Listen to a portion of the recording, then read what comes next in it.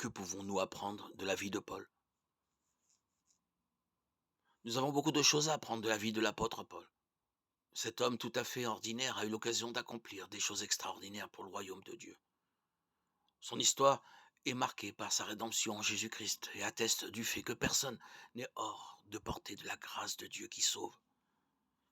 Pour comprendre pleinement qui était cet homme, nous devons prendre en compte les aspects les plus sombres de sa vie et ce qu'il représentait avant de devenir l'apôtre de la grâce.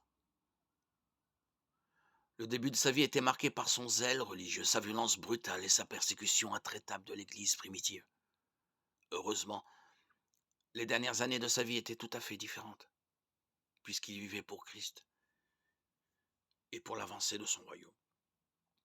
Le nom de naissance de Paul était Saül.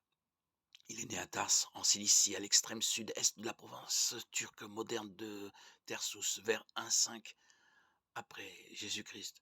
Il était hébreu, de la tribu de Benjamin, Philippiens 3-5-6.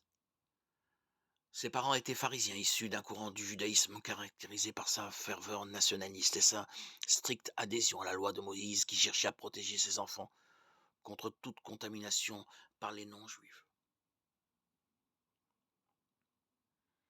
Alors que la famille de Saül méprisait certainement tout ce qui était lié de loin ou de près à la culture grecque, il parlait couramment grec et assez bien latin.